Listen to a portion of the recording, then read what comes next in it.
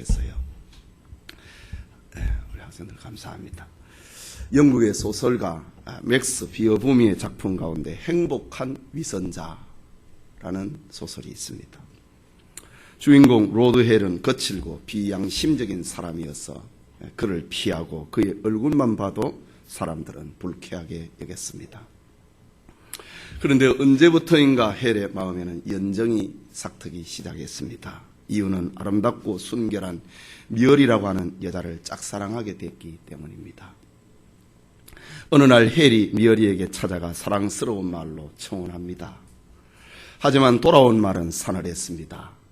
마음은 알겠지만은 당신처럼 험악한 사람의 아내가 될 수는 없잖아요. 거절한 것입니다. 그렇다고 헬은 포기할 수가 없었습니다. 한 가지 묘안이 떠올랐습니다. 무도회에서 쓰는 가면을 이용하기로 한 것입니다. 이 작품이 쓰여지는 것이 20세기 초반이었는데 20세기 초에 유럽은 가면을 쓰는 것이 유행처럼 번져나갔을 때였습니다. 그는 값비싼 그리고 인자한 얼굴을 모습을 가진 가면을 하나 쓰고 다시 그녀에게 찾아가 청혼합니다. 달콤한 사랑의 언어와 인자한 모습을 한 헬에게 미어리는 감동을 하게 됩니다.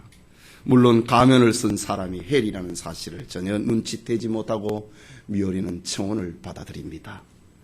헬은 결혼을 하고 난 다음에도 그가 썼던 가면을 벗지 않습니다. 혹시라도 가면이 벗겨지지 않도록 그는 조심하면서 살았습니다. 헬은 미어리를 진심으로 사랑했기 때문에 폭력적인 행동은 하지 않았고 열심히 일을 했습니다. 아내에게 사랑한다는 말을 아끼지 아니했습니다. 미어리는 행복했습니다. 이런 미어리가 행복해하는 모습을 보고 헬 역시 너무 좋았습니다. 단란한 가정을 이루고 있던 행복하게 살고 있던 어느 날입니다. 헬의 옛 애인이 찾아온 것입니다. 그녀는 헬에게 유감이 많은 여자였습니다. 그때 마침 헬은 집에서 깊은 낮잠에 빠져 있었습니다. 그 여인은 행복한 가정을 회방하려고 헬의 아내에게 자기 그 가면 속에 감춰있는 남편의 험악한 얼굴과 방탕한 그의 삶을 헬의 부인에게 그만 폭로해버립니다.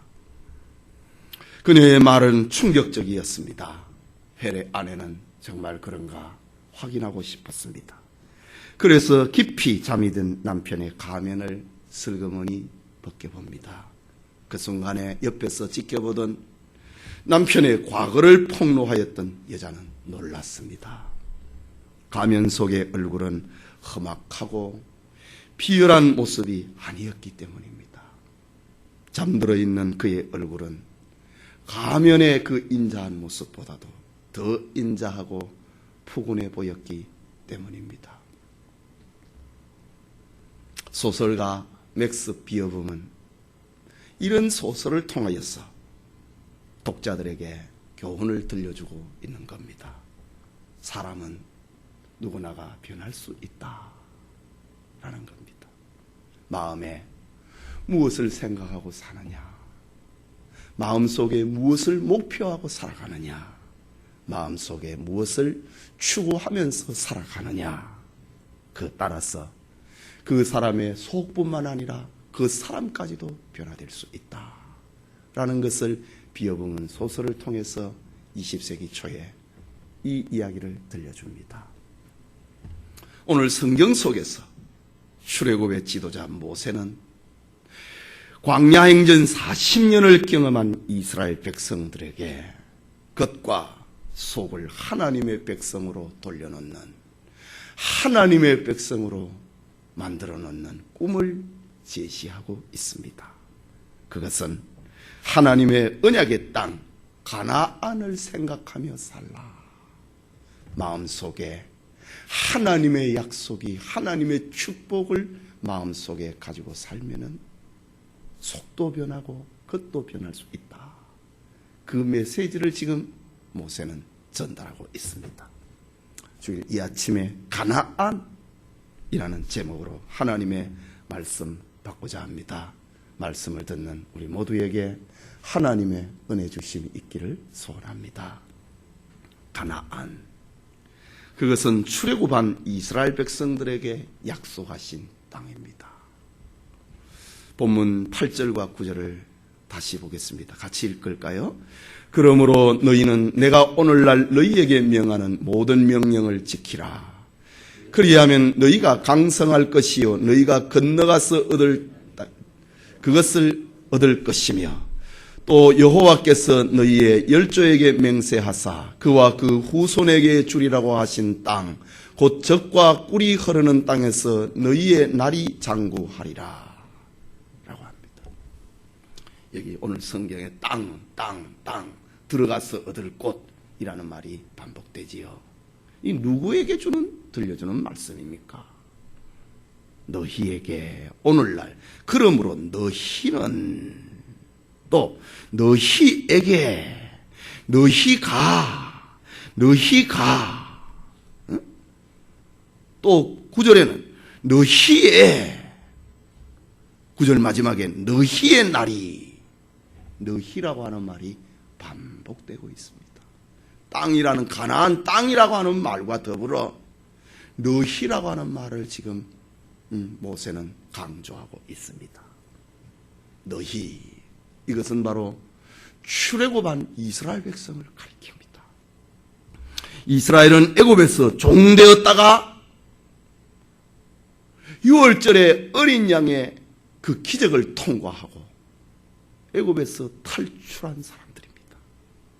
그들은 학대받던 애굽에서 나온 사람들입니다. 무거운 멍에와 압제자의 손에서 벗어난 사람들입니다.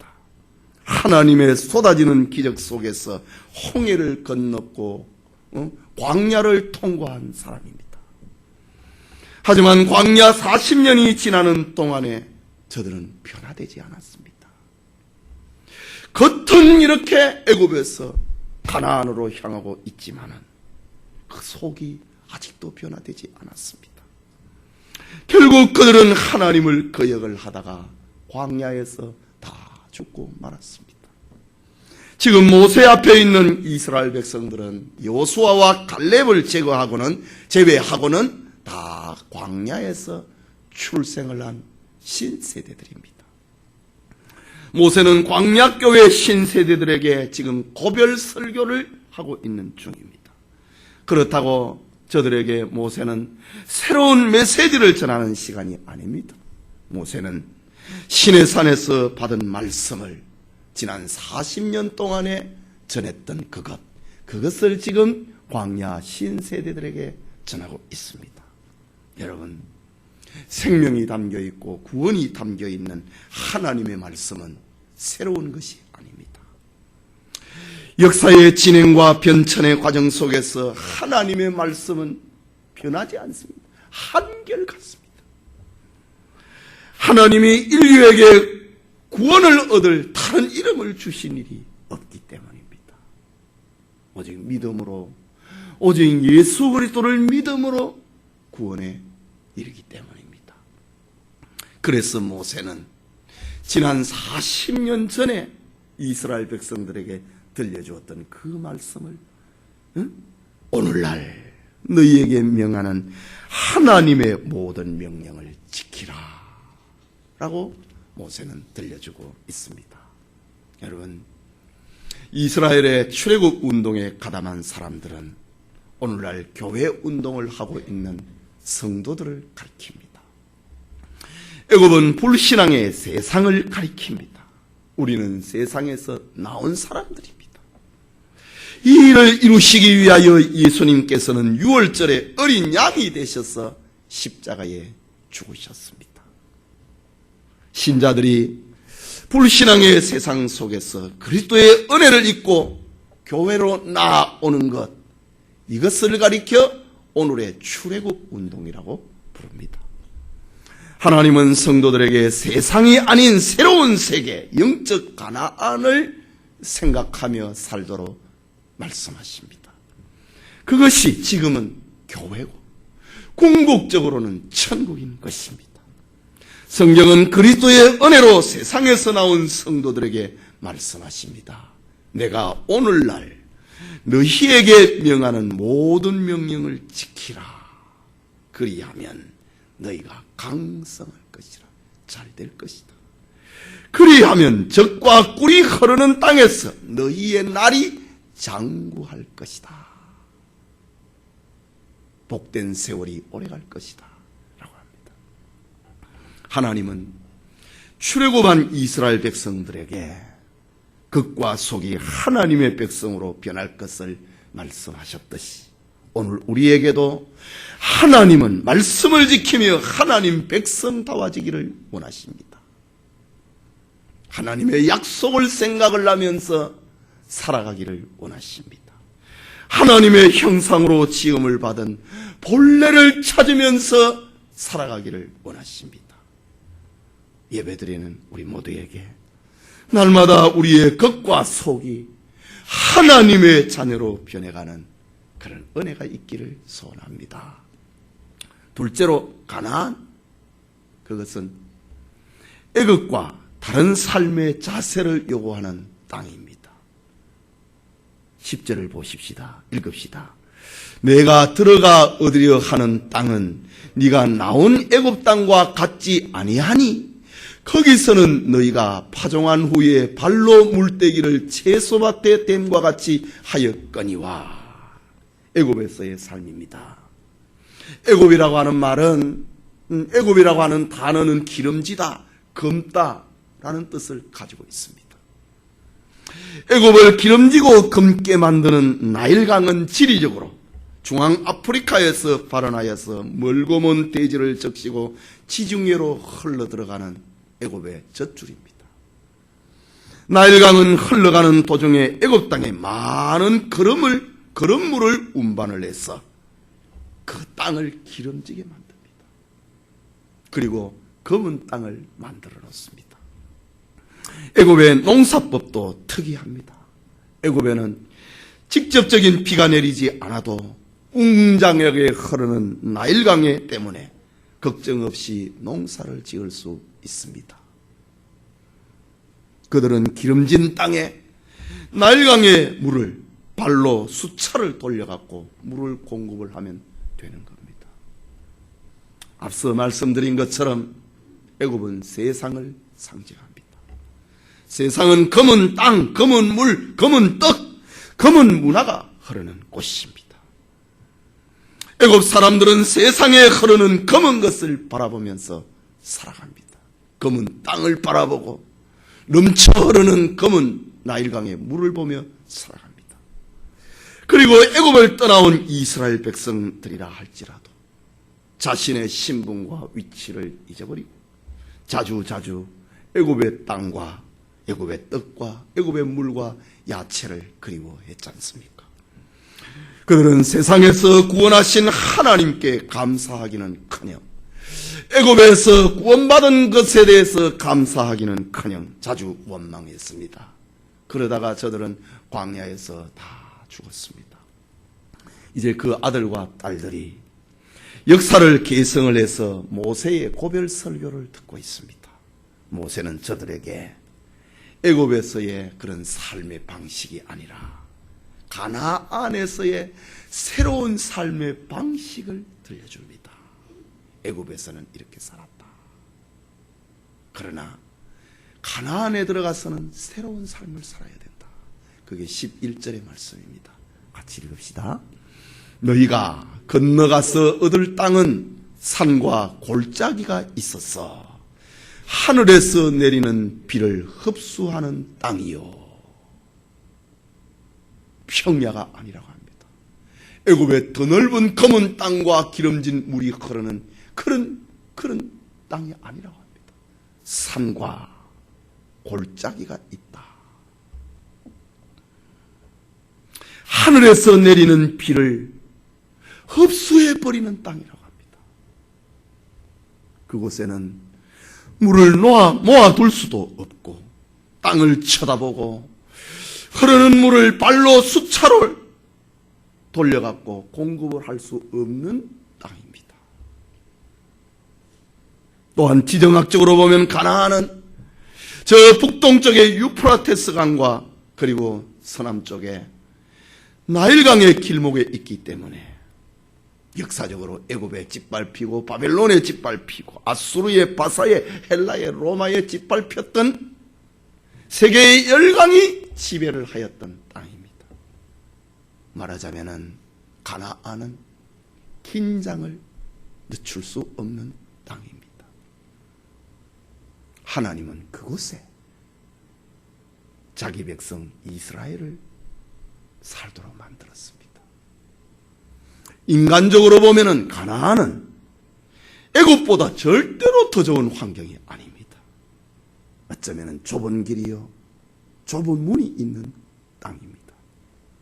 그런데 왜 하나님께서 이스라엘 백성들로 하여금 기름진 애굽을 빼내가지고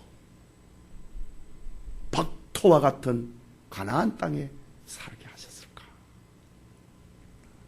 왜 하나님은 발로 쉽게 물댈 수 있는 곳이 아니라 하늘에서 내리는 비만 쳐다봐야만 살 수 있는 가나안을 주셨을까? 여기에는 하나님의 심오한 메시지가 담겨 있습니다. 애굽의 기름짐은 하나님을 잊어버리게 만드는 땅입니다.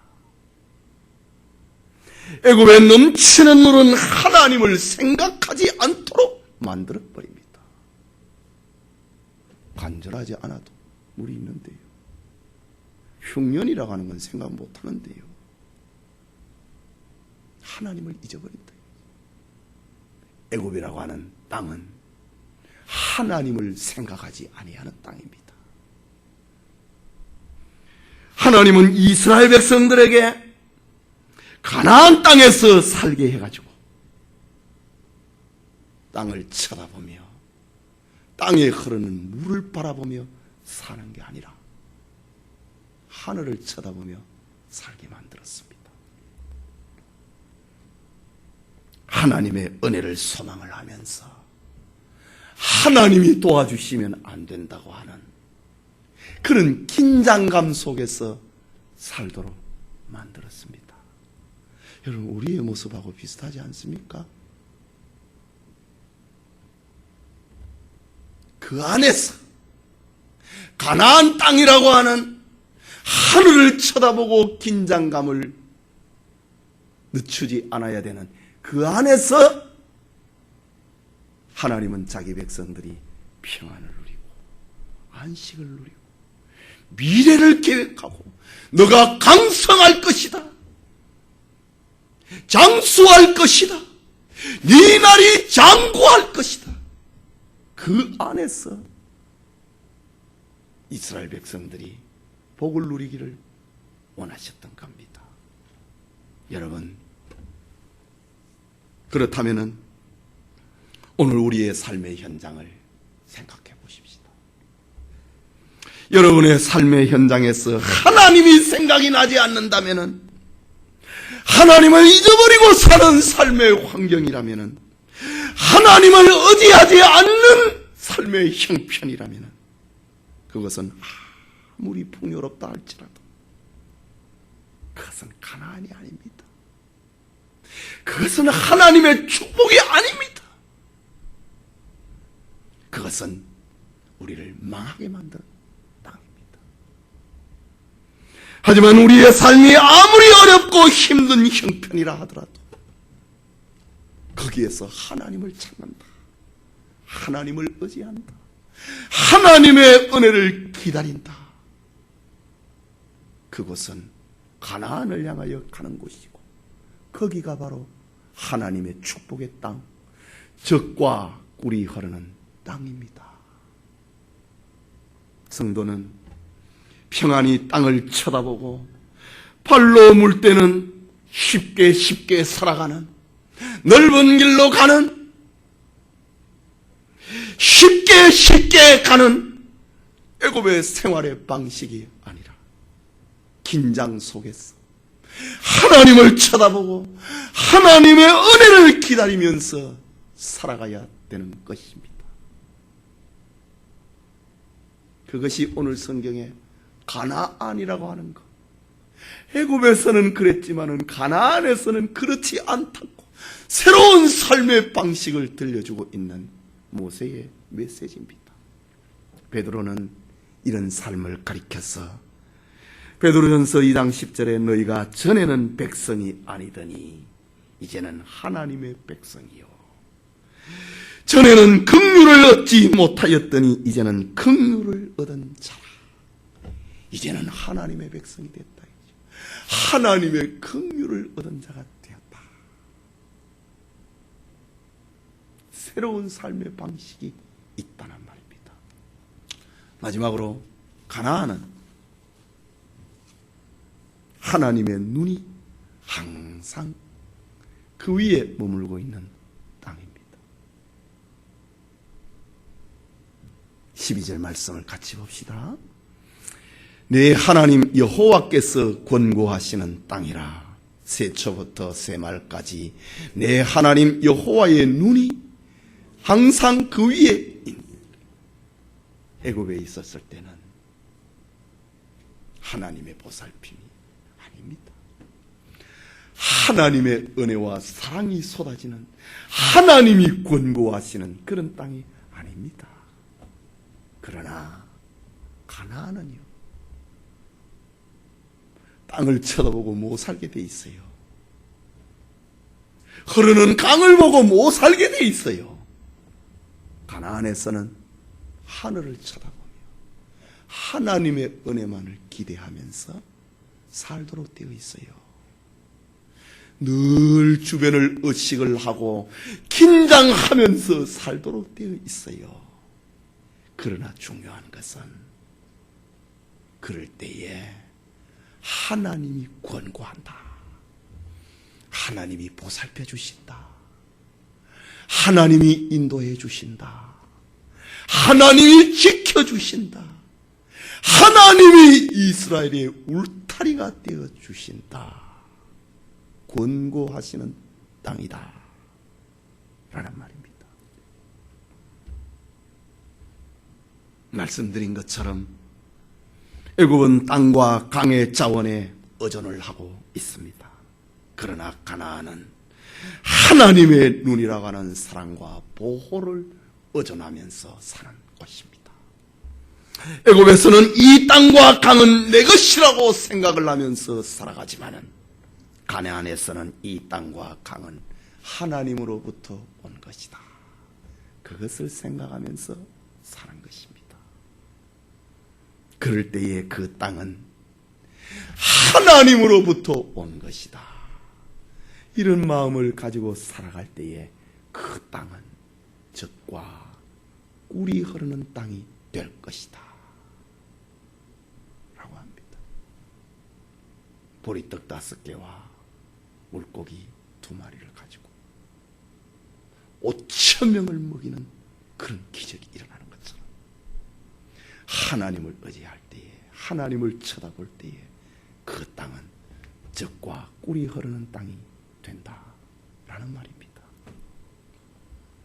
여러분 생각을 해보십시오.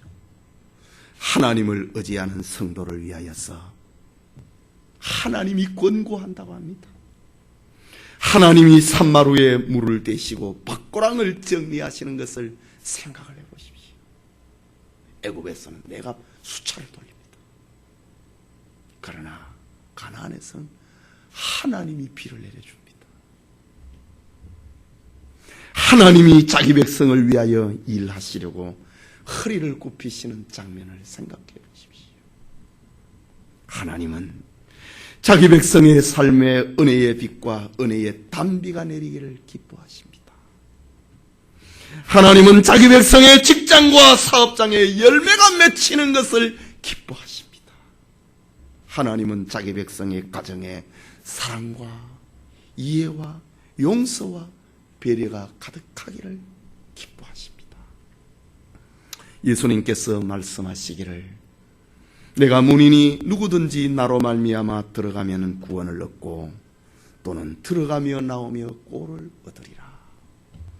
도적이 오는 것은 도적질하고 죽이고 멸망시키려는 것뿐이요 내가 온 것은 양으로 생명을 얻게 하고 더 풍성히 얻게 하려 함이라 라고 말씀하셨습니다. 우리가 병이 나서 병원에 갈 때가 있습니다. 그때에 주치의가 오지 아니하고 조수가 온다면은 우리 얼마나 실망합니까? 그러나 하나님은 우리에게 직접 오셔서 우리를 치료해 주십니다. 하나님이 권고하시는 딸이라. 어떤 어머니들은 자식을 유모에게 맡깁니다. 하지만 하나님은 자신이 친히 치료해 주십니다. 선장은 항해를 하다가 피곤하면은 조수에게 길을 맡깁니다. 그러나 하나님은 우리 인생의 항로를 결코 누구에게 맡기지 않습니다. 이런 장면이 바로 오늘 본문에 내 하나님 여호와의 눈이 항상 그 위에 있느니라 라고 했습니다. 닥터와 같은 것이지만 하나님을 의지하고 하나님을 쳐다볼 때에 하나님이 은혜를 주시고 하나님의 눈이 항상 머물러 있다라고 합니다. 말하자면 하나님은 우리를 살피시되 추상적으로 간접적으로 대하지 아니하시고 직접 살피십니다.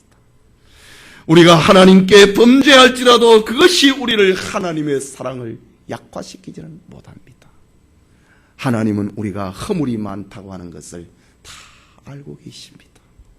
하나님은 우리의 공로가 아니라 그리스도의 공로를 보고 우리를 용납해 주십니다. 하나님은 우리를 향하여 즉흥적으로 심판하지 않습니다. 하나님은 자신의 영원한 계획 속에서 우리를 대해 주십니다. 즉흥적으로 대하면 우리 다 죽고 말 것입니다. 그러나 하나님은 우리를 향하여 영원한 계획을 가지고 우리를 대하십니다.